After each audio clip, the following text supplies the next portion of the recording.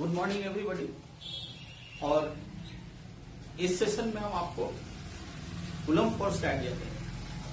हम लोगों ने पढ़ा था इससे पहले कि फोर्सेस 4 टाइप्स के होते हैं। फर्स्ट है ग्रेविटेशनल फोर्स, सेकंड है इलेक्ट्रोमैग्नेटिक और कॉन्टैक्ट फोर्स, थर्ड है स्ट्रॉन्ग न्यूक्लियर फोर्स और फोर्थ है वीक न्यूक्लियर फोर्स। तो इसमें जो सेकंड की बात की हम आपको इलेक्ट्रोमैग्नेटिक फोर्स, तो वो दो पार्ट होता है, एक इलेक्ट्रोस्टैटिक फोर्स होता है और इलेक्ट्रोमैग्नेटिक फोर्स हो या कॉन्टैक्ट फोर्स है, इसके एराइज होने का कारण जो है वो चार्ज है। इसीलिए हम लोग इलेक्ट्रोमैग्नेटिक फोर्स को दो पार्ट में रिजॉल्व कर लेते, दो पार्ट में ब्रेक करते हैं। एक हो जाता है इलेक्ट्रोस्टैटिक फोर्स और दूसरा होता है आपका मैग्नेटिक फोर्स। तो हम जो अभी स्टडी करने जा रहे हैं वो स्टडी करने जा रहे हैं इलेक्ट्रोस्टैटिक फोर्स के बारे में। इलेक्ट्रोस्टैटिक फोर्स, चूंकि इस फोर्स को, ये तो स्टैटिक चार्ज के बीच फोर्स, और इस फोर्स को हम लोग मेजर करते हैं, इस फोर्स को हम लोग मेजर करते हैं कूलम्ब्स लॉ से। इसलिए this force is also known as COULOMB apostrophe Coulomb's force. इसको हम लोग कूलम्ब फोर्स भी कहते हैं। तो देखिए, हम लोग पहले आपको स्टेटमेंट लिख देना चाह रहे हैं कूलम्ब्स लॉ का। COULOMB apostrophe Coulomb's law. तो कूलम्ब्स ने दो लॉ दी। फर्स्ट लॉ हम लिख रहे हैं, देखिए फर्स्ट लॉ बोलता है, देखिए, like charges repel each other and unlike charges attract each other along the line joining the two point charge. और नेक्स्ट इसके बाद सेकंड लॉ है, देखिए सेकंड लॉ का स्टेटमेंट लिख रहे हैं।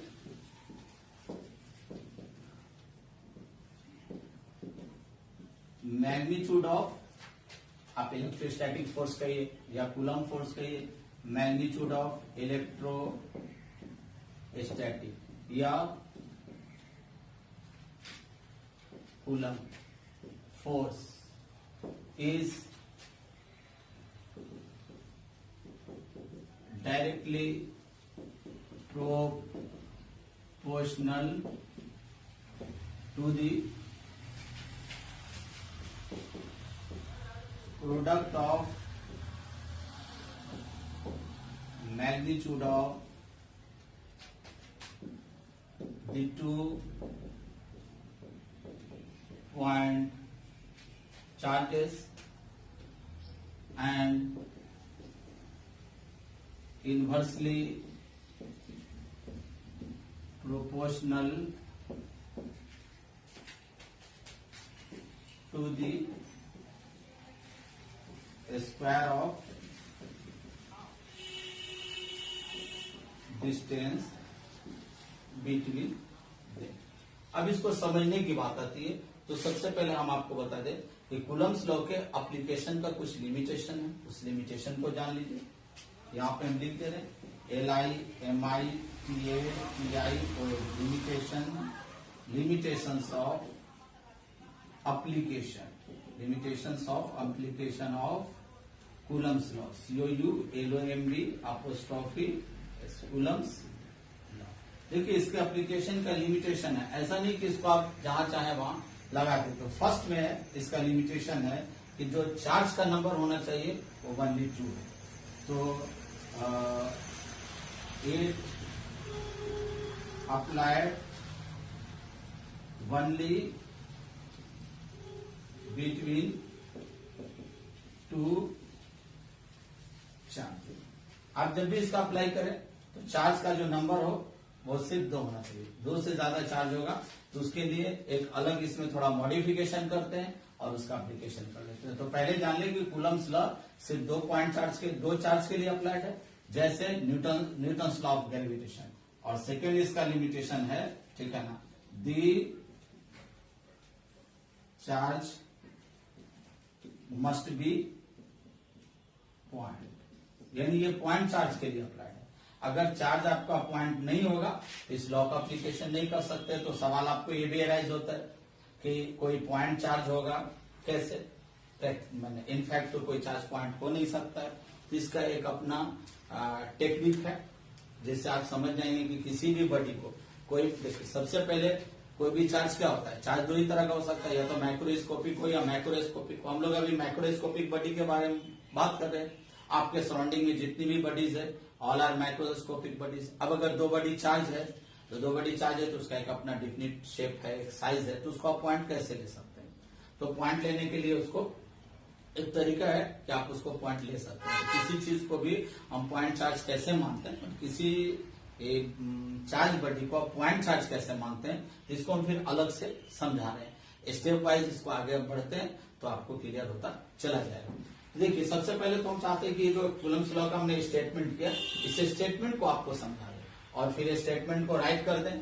और फिजिक्स को भी स्टडी करने का दो तरीका है। जो इंटेलिजेंट लोग होते हैं, जो ब्रिलियंट लोग होते हैं, वो लोग उसको मैथमेटिकली स्टडी करते हैं। और जो लोग नोवाइस होते हैं, बिगिनर्स होते हैं, उनको तो शुरू से बच्चा से लैंग्वेज से समझने की आदत होती है, या जिनकी मैथमेटिक्स वेल डेवलप नहीं होती है वो भी लैंग्वेज में समझते हैं। तो हम लोगों ने जो लिखा है ये कूलम्स लॉ को लैंग्वेज में लिखा है और इसको हम मैथमेटिकल सिंबल में अब ट्रांसफॉर्म कर रहे हैं। अब आप देखिए पहले तो आप एक बार जान लें कि फोर्स चाहे जो भी हो, ऐसे नेचुरली हम लोग देखे ओरिजिन के बेसिस पे फोर्स 4 टाइप्स का है। एक ग्रेविटेशनल हुआ, दूसरा कूलम जो देख रहे हैं कूलम फोर्स को, इलेक्ट्रोस्टैटिक फोर्स को। तो फोर्स एक वेक्टर क्वांटिटी है, आप इसको बढ़िया से जानिए, है ना। FORC फोर्स है ना, is a vector quantity. Force आपकी एक वेक्टर क्वांटिटी है, इसको बढ़िया से जान लें। आप इसको ऐसे डिनोट करते हैं। अब इसमें दो चीज होती है, एक मैग्नीट्यूड और दूसरा डायरेक्शन। तो आप देखिए अगर ऊपर में लिख दिया यहाँ डायरेक्शन, इसका जो डायरेक्शन होता है तो डायरेक्शन के लिए यहाँ एरो मारा होगा।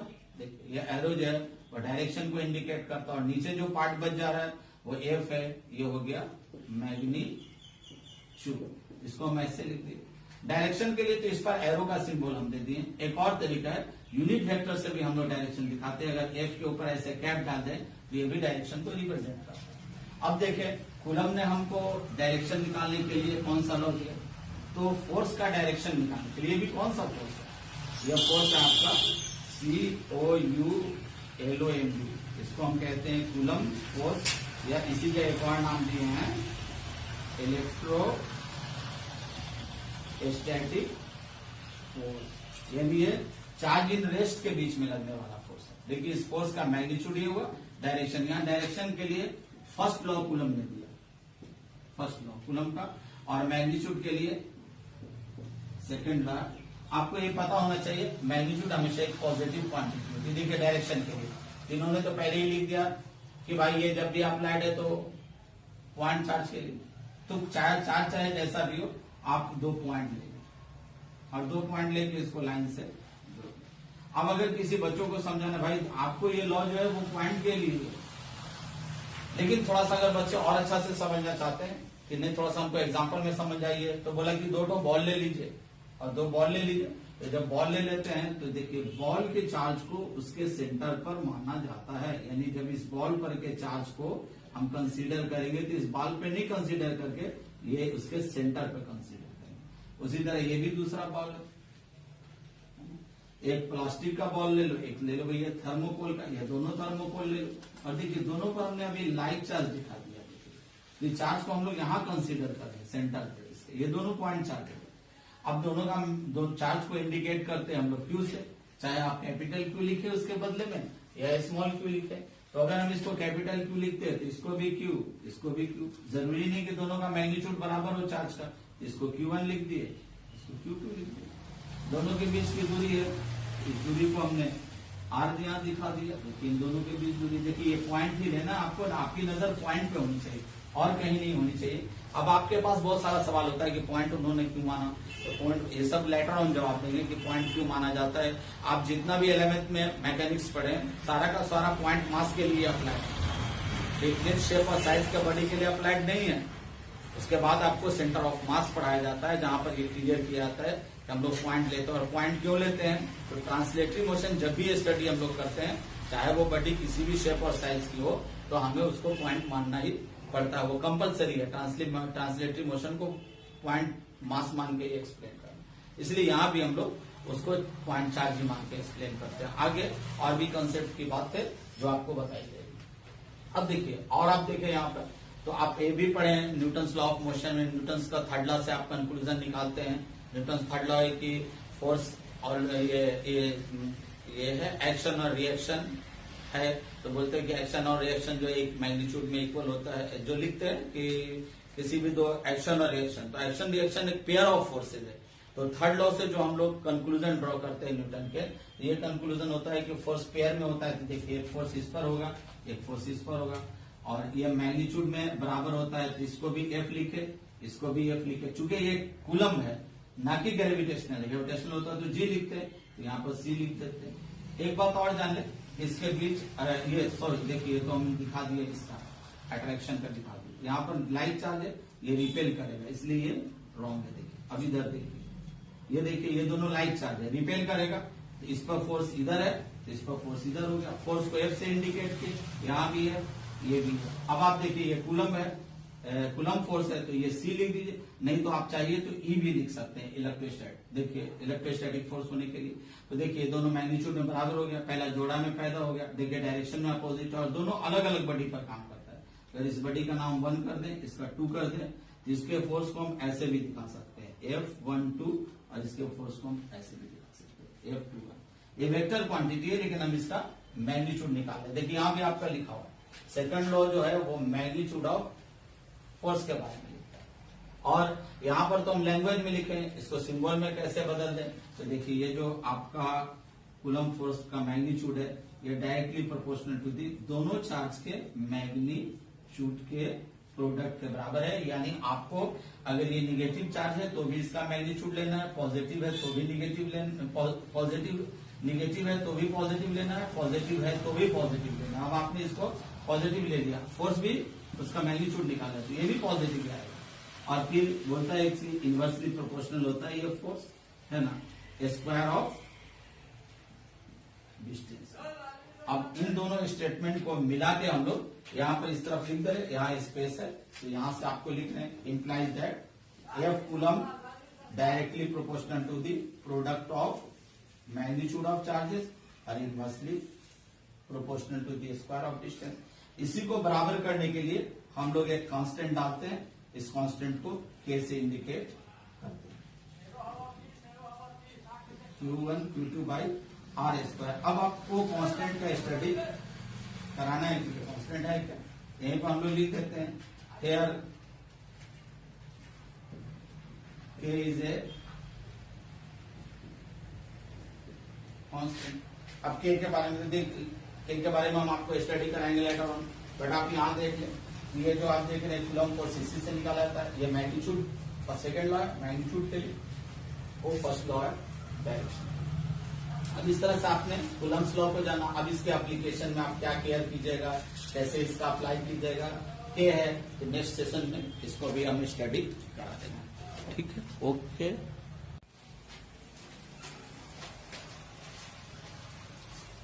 Good morning everybody. और इस सेशन में हम आपको कूलम फोर्स का आइडिया देंगे। हम लोगों ने पढ़ा था इससे पहले कि फोर्सेस 4 टाइप्स के होते हैं। फर्स्ट है ग्रेविटेशनल फोर्स, सेकंड है इलेक्ट्रोमैग्नेटिक और कॉन्टैक्ट फोर्स, थर्ड है स्ट्रॉन्ग न्यूक्लियर फोर्स, और फोर्थ है वीक न्यूक्लियर फोर्स। तो इसमें जो सेकंड की बात की हम आपको इलेक्ट्रोमैग्नेटिक फोर्स, तो वो 2 पार्ट होता है, एक इलेक्ट्रोस्टैटिक फोर्स होता है और इलेक्ट्रोमैग्नेटिक फोर्स हो या कॉन्टैक्ट फोर्स है, इसके एराइज होने का कारण जो है वो चार्ज है। इसीलिए हम लोग इलेक्ट्रोमैग्नेटिक फोर्स को 2 पार्ट में रिजॉल्व कर लेते, 2 पार्ट में ब्रेक करते हैं। एक हो जाता है इलेक्ट्रोस्टैटिक फोर्स और दूसरा होता है आपका मैग्नेटिक फोर्स। तो हम जो अभी स्टडी करने जा रहे हैं वो स्टडी करने जा रहे हैं इलेक्ट्रोस्टैटिक फोर्स के बारे में। इलेक्ट्रोस्टैटिक फोर्स, चूंकि इस फोर्स को, ये तो स्टैटिक चार्ज के बीच फोर्स, और इस फोर्स को हम लोग मेजर करते हैं, इस फोर्स को हम लोग मेजर करते हैं कूलम्स लॉ से। इसलिए this force is also known as COULOMB apostrophe Coulomb's forces को हम लोग कूलम फोर्स भी कहते हैं। तो देखिए हम लोग पहले आपको स्टेटमेंट लिख देना चाह रहे हैं कूलम्स लॉ का, COULOMB apostrophe S, Coulomb's law. तो कूलम्स में दो लॉ दिए, फर्स्ट लॉ हम लिख रहे हैं, देखिए फर्स्ट लॉ बोलता है, देखिए लाइक चार्जेस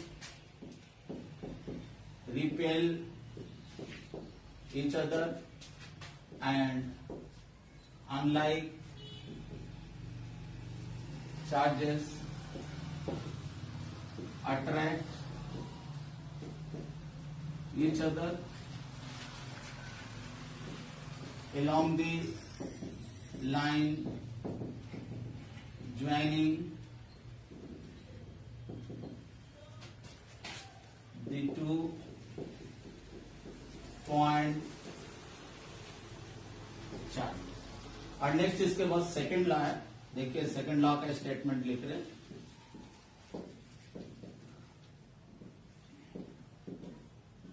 मैग्नीट्यूड ऑफ, आप इलेक्ट्रोस्टैटिक फोर्स कहिए या कूलम फोर्स कहिए, मैग्नीट्यूड ऑफ इलेक्ट्रोस्टैटिक या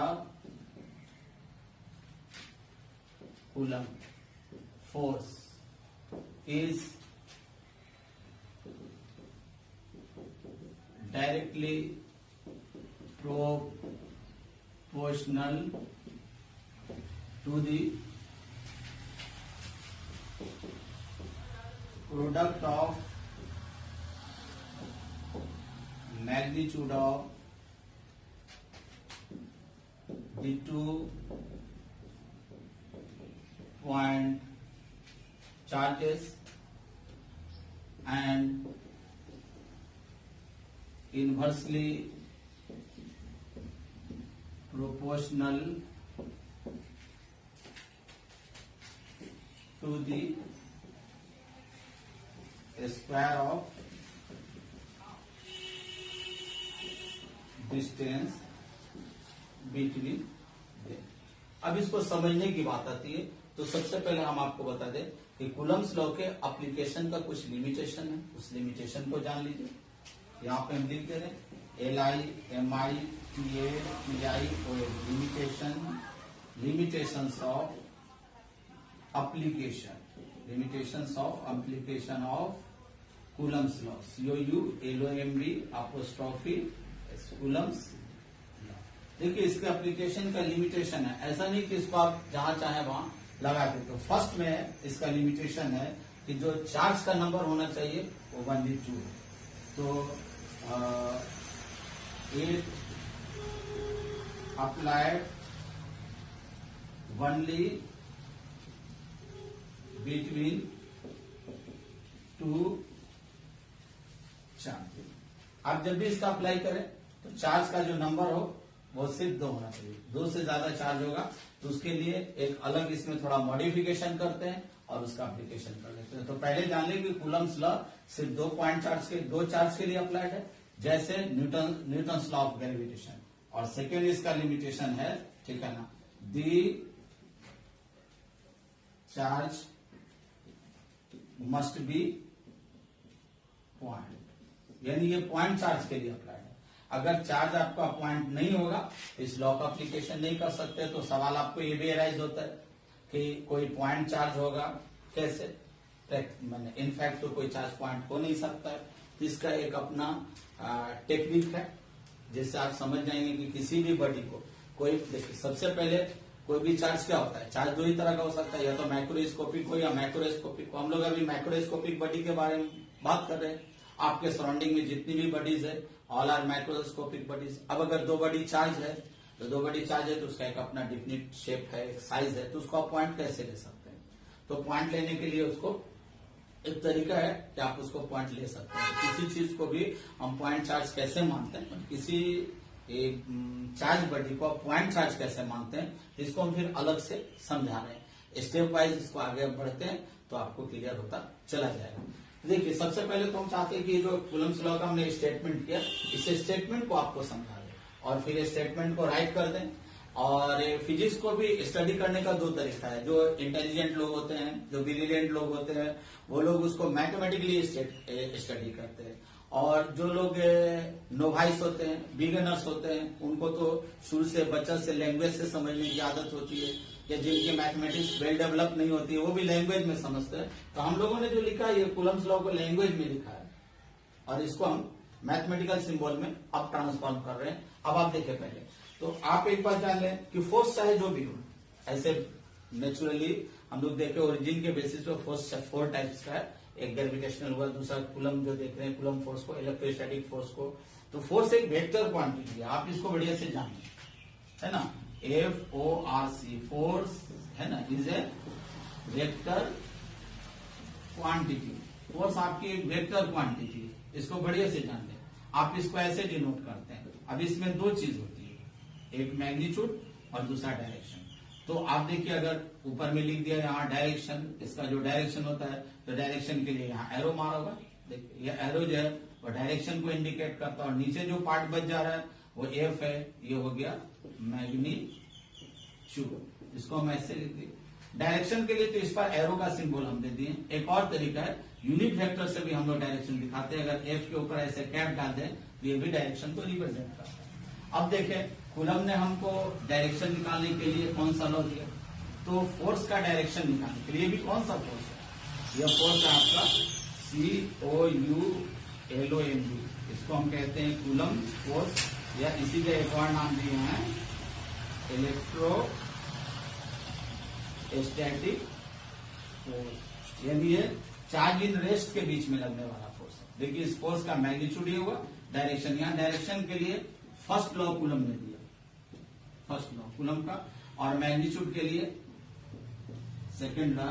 आपको ये पता होना चाहिए मैग्नीट्यूड हमेशा एक पॉजिटिव क्वांटिटी होती है। देखिए डायरेक्शन के लिए इन्होंने तो पहले ही लिख दिया कि भाई ये जब भी अप्लाइड है तो पॉइंट चार्ज के लिए, तो चार्ज चाहे जैसा भी हो आप 2 पॉइंट ले और 2 पॉइंट लेके इसको लाइन से जोड़। अब अगर किसी बच्चों को समझाना भाई आपको ये लॉ जो है वो पॉइंट के लिए, लेकिन थोड़ा सा अगर बच्चे और अच्छा से समझना चाहते हैं कि नहीं थोड़ा सा हमको एग्जांपल में समझ आइए, तो बोला कि 2 बॉल ले लीजिए और 2 बॉल ले लीजिए। तो जब बॉल ले लेते हैं तो देखिए बॉल के चार्ज को उसके सेंटर पर माना जाता है, यानी जब इस बॉल पर के चार्ज को हम कंसीडर करेंगे तो इस बॉल पे नहीं कंसीडर करके ये उसके सेंटर पे कंसीडर करेंगे। उसी तरह ये भी दूसरा बॉल है, एक प्लास्टिक का बॉल ले लो, एक ले लो भैया थर्मोकोल का, ये दोनों थर्मोकोल ले लो, और देखिए दोनों पर हमने अभी लाइक चार्ज दिखा दिया। देखिए तो चार्ज को हम लोग यहाँ कंसीडर कर रहे हैं सेंटर पे, इसके ये दोनों पॉइंट चार्ज है। अब दोनों का दोनों चार्ज को इंडिकेट करते हैं हम लोग क्यू से, चाहे आप कैपिटल क्यू लिखे उसके बदले में या स्मॉल क्यू लिखे।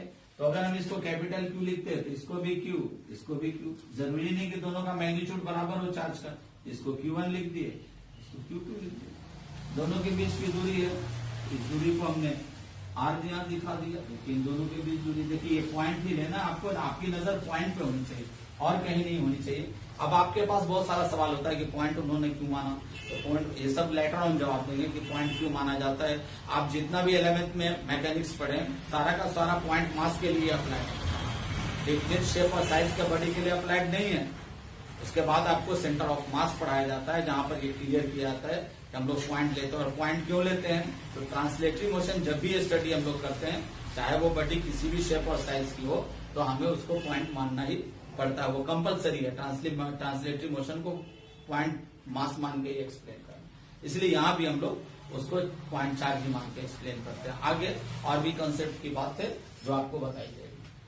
अब देखिए और आप देखिए यहाँ पर, तो आप ये भी पढ़े हैं न्यूटन्स लॉ ऑफ मोशन में, न्यूटन्स का थर्ड लॉ से आप कंक्लूजन निकालते हैं।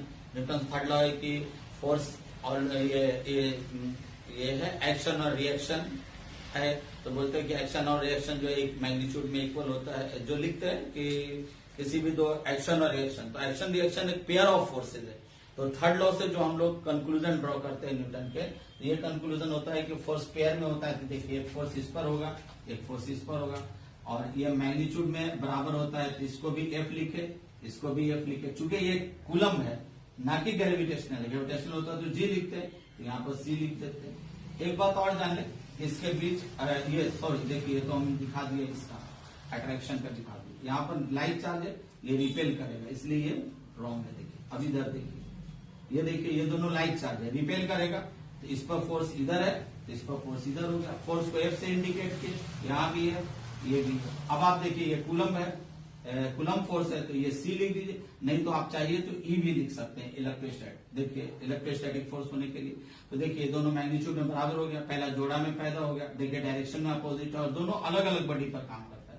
अगर इस बॉडी का नाम 1 कर दें, इसका 2 कर दें, जिसके फोर्स को हम ऐसे भी दिखा सकते हैं F12, और इसके फोर्स को हम ऐसे भी दिखा सकते हैं F21। ये वेक्टर क्वांटिटी है, लेकिन हम इसका मैग्नीट्यूड निकाले। देखिए यहाँ भी आपका लिखा हुआ है, सेकंड लॉ जो है वो मैग्नीट्यूड ऑफ फोर्स के बारे में लिखता है।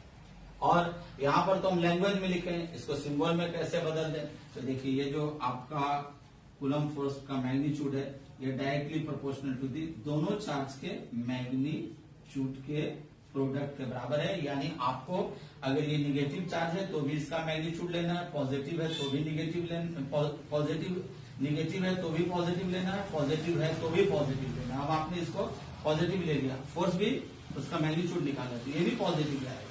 और फिर बोलता है एक चीज इनवर्सली प्रोपोर्शनल होता है ये फोर्स, है ना, स्क्वायर ऑफ डिस्टेंस। अब इन दोनों स्टेटमेंट को मिला के हम लोग यहाँ पर इस तरफ लिख दे रहे, यहाँ स्पेस है तो यहाँ से आपको लिख रहे हैं implies that F coulomb directly proportional to the product of magnitude of charges और inversely proportional to the square of distance. इसी को बराबर करने के लिए हम लोग एक कांस्टेंट डालते हैं, इस कांस्टेंट को के से इंडिकेट करते हैं, Q1 Q2 by are square. अब आपको कांस्टेंट का स्टडी कराना है, कांस्टेंट है क्या, यहीं पर हम लोग लिख देते हैं हेयर के इज ए कांस्टेंट। अब के बारे में के बारे में हम आपको स्टडी कराएंगे लेटर ऑन, बट आप यहाँ देख लें, ये जो आप देख रहे हैं कूलम फोर्स इसी से निकाला जाता है। ये मैग्नीट्यूड और सेकेंड लॉ है मैग्नीट्यूड के लिए, वो फर्स्ट लॉ है डायरेक्शन। अब इस तरह से आपने कूलम्स लॉ को जाना। अब इसके एप्लीकेशन में आप क्या क्लियर कीजिएगा, कैसे इसका अप्लाई कीजिएगा, के है तो नेक्स्ट सेशन में इसको भी हम स्टडी करा देंगे। ठीक है, ओके।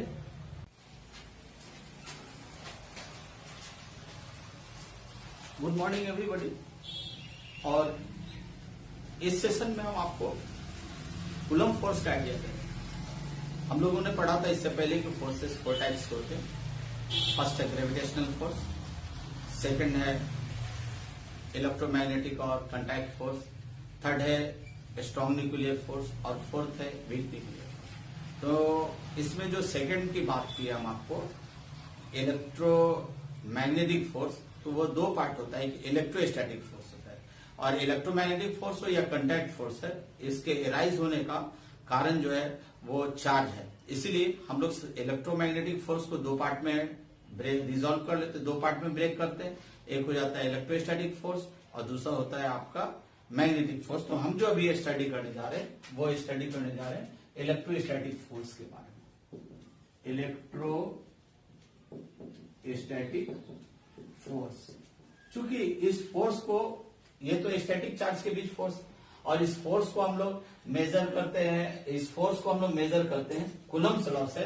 इसलिए this force is also known as COULOMB apostrophe Coulomb's force, इसको हम लोग कूलम फोर्स भी कहते हैं। तो देखिए हम लोग पहले आपको स्टेटमेंट लिख देना चाह रहे हैं कूलम्स लॉ का, COULOMB अपोस्ट्रोफी कूलम्स लॉ। तो कूलम्स ने 2 लॉ दी। फर्स्ट लॉ हम लिख रहे हैं, देखिए फर्स्ट लॉ बोलता है, देखिए like charges repel each other and unlike charges attract each other along the line joining the 2 point charge. और नेक्स्ट इसके बाद सेकंड लॉ है, देखिए सेकंड लॉ का स्टेटमेंट लिख रहे,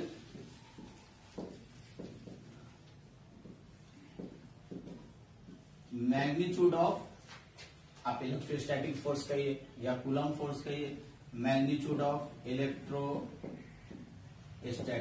या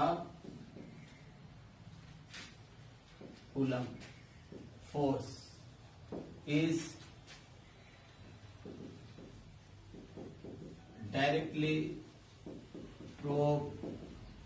proportional to the product of magnitude of the 2 point charges and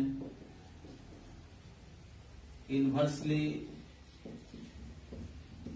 proportional to the square of distance between them।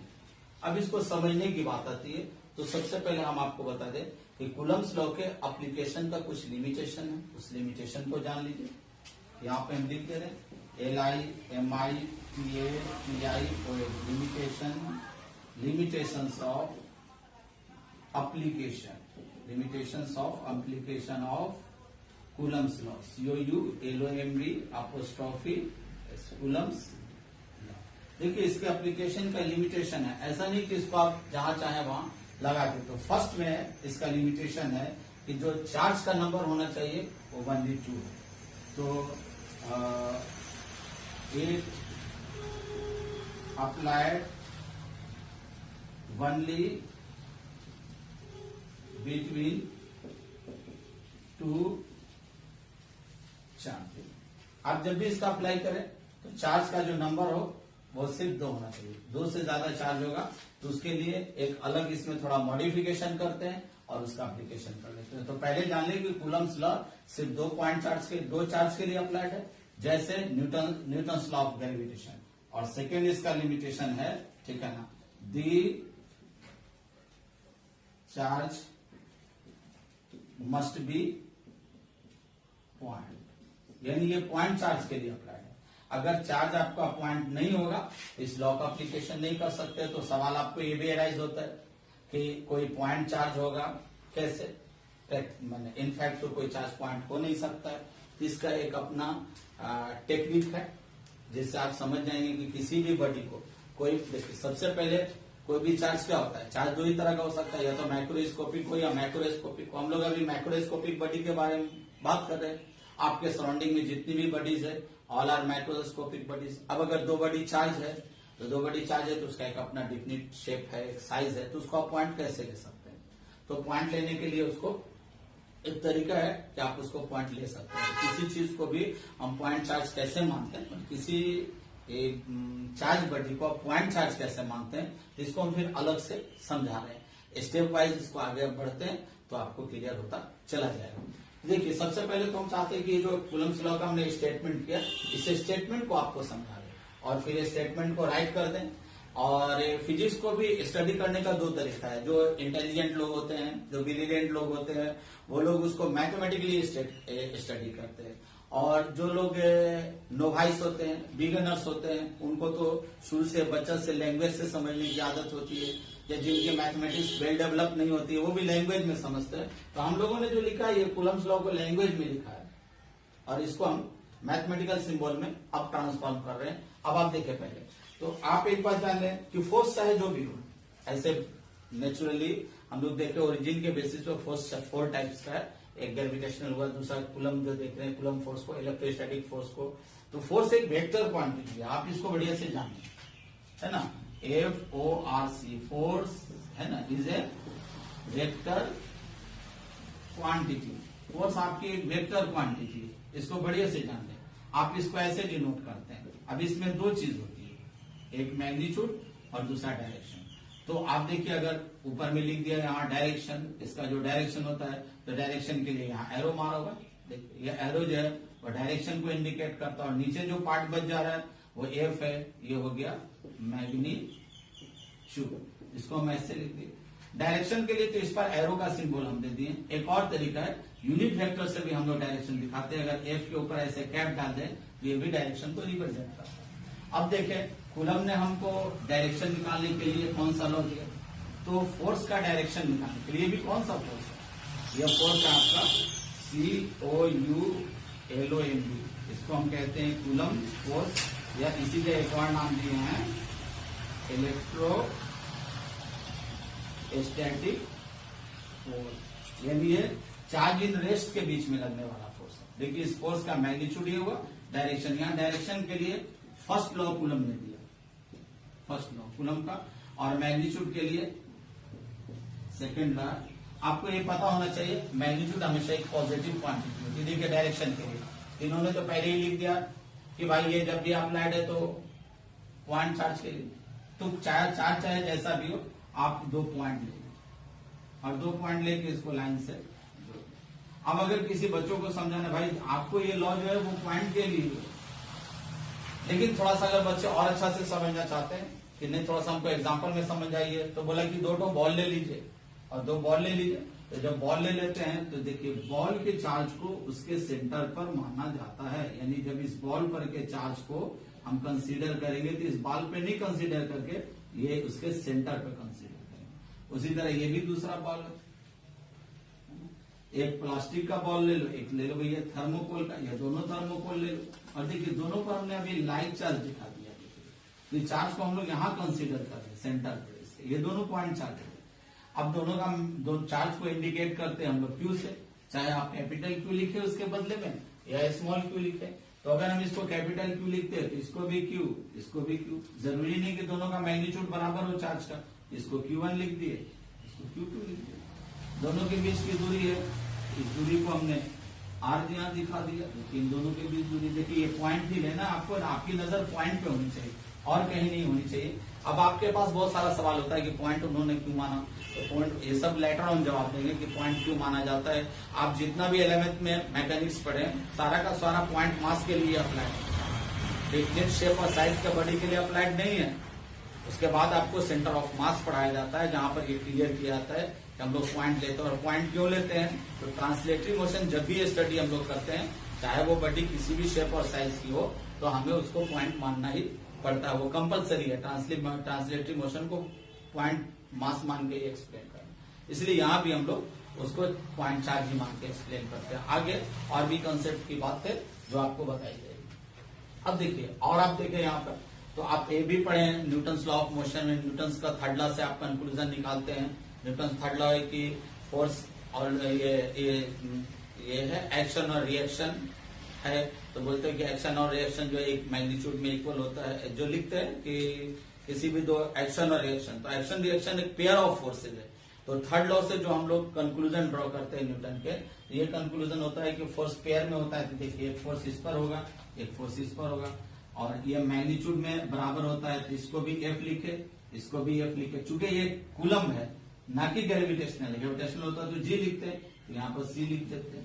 एक बात और जान ले, इसके बीच ये सॉरी देखिए, तो हम दिखा दिए इसका अट्रैक्शन का दिखा दिए। यहाँ पर लाइक चार्ज है, ये रिपेल करेगा, इसलिए ये रॉन्ग है। देखिए अब इधर देखिए, ये देखिए ये दोनों लाइक चार्ज है, रिपेल करेगा, तो इस पर फोर्स इधर है, तो इस पर फोर्स इधर हो गया। फोर्स को F से इंडिकेट किए, यहाँ भी है, ये भी है। अब आप देखिए ये कूलम है, कूलम फोर्स है, तो ये C लिख दीजिए, नहीं तो आप चाहिए तो E भी लिख सकते हैं, इलेक्ट्रोस्टैटिक। देखिए इलेक्ट्रोस्टैटिक फोर्स होने के लिए, तो देखिए दोनों मैग्नीट्यूड में बराबर हो गया, पहला जोड़ा में पैदा हो गया। देखिए डायरेक्शन में अपोजिट, और दोनों अलग अलग बॉडी पर काम करता है। तो इस बॉडी का नाम 1 कर दें, इसका 2 कर दें, जिसके फोर्स को हम ऐसे भी दिखा सकते हैं F12, और इसके फोर्स को हम ऐसे भी दिखा सकते हैं F21। ये वेक्टर क्वांटिटी है, लेकिन हम इसका मैग्नीट्यूड निकाल रहे हैं। देखिए यहाँ भी आपका लिखा हुआ है, सेकंड लॉ जो है वो मैग्नीट्यूड ऑफ फोर्स के बारे में लिखता है। और यहाँ पर तो हम लैंग्वेज में लिखे हैं, इसको सिंबल में कैसे बदल दें। तो देखिए ये जो आपका कूलम फोर्स का मैग्नीट्यूड है, ये डायरेक्टली प्रोपोर्शनल टू दी दोनों चार्ज के मैग्नीट्यूड के प्रोडक्ट के बराबर है। यानी आपको अगर ये निगेटिव चार्ज है तो भी इसका मैग्नीट्यूड लेना है, पॉजिटिव है तो भी निगेटिव लेना, पॉजिटिव निगेटिव है तो भी पॉजिटिव लेना है, पॉजिटिव है तो भी पॉजिटिव लेना है। अब आपने इसको पॉजिटिव ले लिया, फोर्स भी उसका मैग्नीट्यूड निकाला, तो ये भी पॉजिटिव आएगा। और फिर बोलता है एक चीज इनवर्सली प्रोपोर्शनल होता है ये फोर्स, है ना, स्क्वायर ऑफ डिस्टेंस। अब इन दोनों स्टेटमेंट को मिला के हम लोग यहाँ पर इस तरफ लिख दे, यहाँ स्पेस है तो यहाँ से आपको लिखना है implies that F coulomb directly proportional to the product of magnitude of charges और inversely proportional to the square of distance. इसी को बराबर करने के लिए हम लोग एक कांस्टेंट डालते हैं, इस कांस्टेंट को के से इंडिकेट करते हैं, Q1 Q2 by are square. अब आपको कांस्टेंट का स्टडी कराना है, कांस्टेंट है क्या, यहीं पर हम लोग लिख देते हैं हेयर के इज ए कांस्टेंट। अब के बारे में के बारे में हम आपको स्टडी कराएंगे लेटर ऑन, बट आप यहाँ देख लें, ये जो आप देख रहे हैं कूलम फोर्स इसी से निकाला जाता है, ये मैग्नीट्यूड और सेकंड लॉ है मैग्नीट्यूड के लिए, और फर्स्ट लॉ है डायरेक्शन। अब इस तरह से आपने कूलम्स लॉ को जाना। अब इसके एप्लीकेशन में आप क्या केयर कीजिएगा, कैसे इसका अप्लाई कीजिएगा, के है तो नेक्स्ट सेशन में इसको भी हम स्टडी करा देना। ठीक है, ओके।